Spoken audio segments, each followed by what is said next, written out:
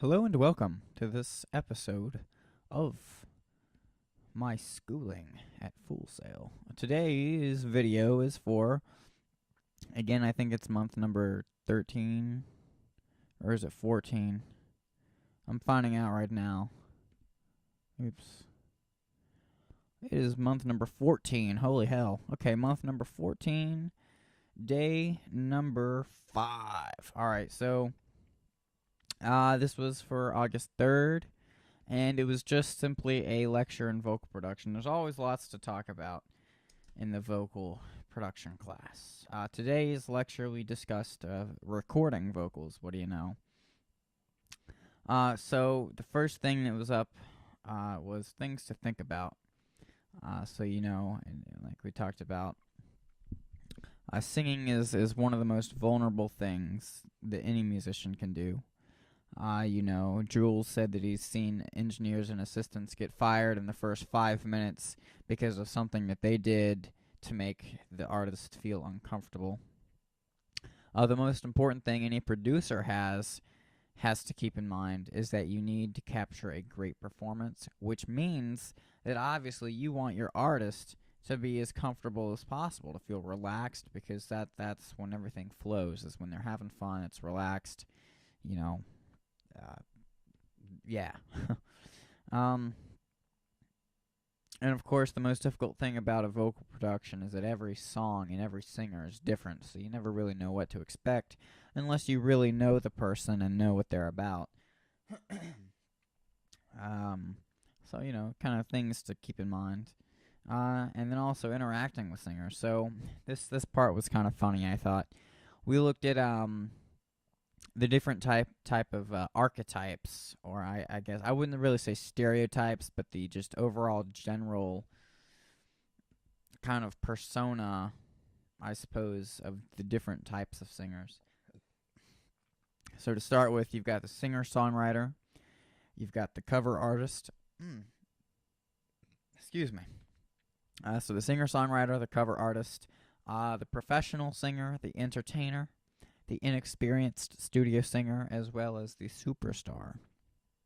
And like each of them has their own unique thing. Like the singer-songwriter usually has a really good idea of how a song is supposed to go and doesn't really like criticism on how it should be changed. The cover artist has a really strong musical identity, but they're open for suggestions because it's not their song that they're singing. Things like that. And the professional singer is usually a really good singer, but will treat it more like a job than I'm about to make some music. So their recordings can sometimes be a little lifeless, a little emotionless, because to them it's just another song, another day in the office that they're getting paid for. So again, that's kind of just skimming the iceberg on some of the things we talked about with each of these, I guess, personalities, you would say, or even not personalities, but like just your stature in general. Because I mean, come on, the superstar is obviously going to be different than the inexperienced studio singer. So things like that. So yeah, I thought that portion was actually a lot of fun to talk about because it's so true. Like, I mean, and we figured out that Mina, she is we looked through them all, and she concluded that she is just an inexperienced studio singer, because those people usually have backgrounds singing live, and they're not totally comfortable in the studio just yet. Anyhow, moving on. We look so after that, continuing on that role. We discussed the different levels of the singer preparation. So, we have the well-prepared singer, which is an ideal situation. The semi-prepared singer, well, it could be debated whether that's the ideal situation, because so you have the well-prepared singer, the semi-prepared singer. Now, the advantage to the semi-prepared singer is like you can kind of mold them more in the direction that you want, because a well-prepared singer is obviously already going to have gone where they're at. You know what I mean? So you'd be kind of pulling them back, because they may have practiced the song a certain way, whereas the semi-prepared singer, not so much. So while it might go a little slower, you're able to kind of steer them in the right direction. And then there's of course the unprepared singer, which uh, obviously that means what it means. It means you're gonna have to teach it to them line by line probably, and it's just going to be a really long, slow session. So that's obviously undesirable. Setting up the session again. Making sure their headphone mix is really good. This is one of the things that the subgroups are really important for. So it's like if the singer is like, let me get, can you add some drums, or can you take out the lead guitar a little more? Basically what you can do is you can turn up or down the subgroup fader, and you won't have to worry about mixing up all your relative levels. So, for example, the drums, like if you wanted to turn those up, you wouldn't have to go and turn up each drum. You could just turn up the subgroup fader and have it done.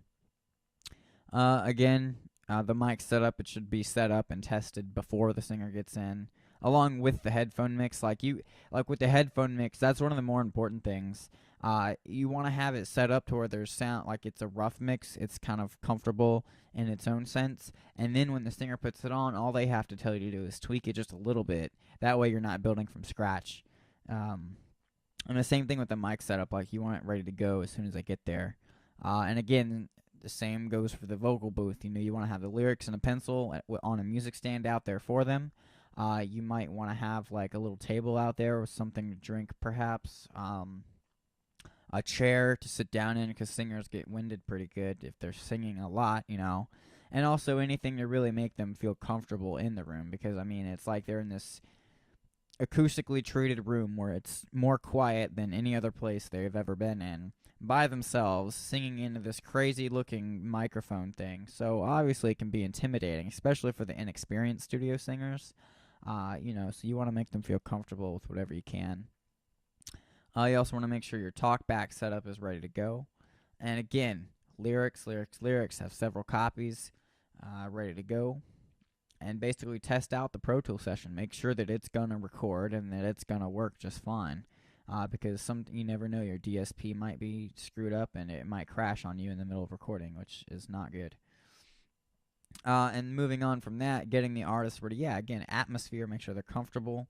And make sure that they're on task though, because like you don't want them to get so relaxed that they get sleepy and fall asleep. So you do have to keep them going.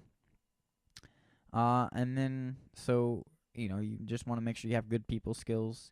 You got to be able to make quick decisions, and you've got to be really good at communication. Like this job, this type of work is like 95% people skills and 5% technical skills. So you really want to make sure you have good people skills.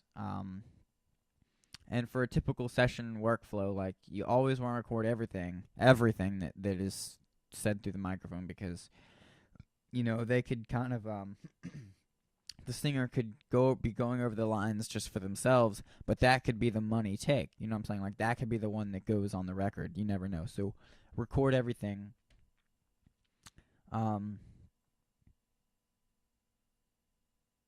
Yeah, and it says don't not forget to record all the sections. So if you're recording a song in sections, always be careful to make sure you have all the sections when you're done, like all your choruses, all your bridges, whatever.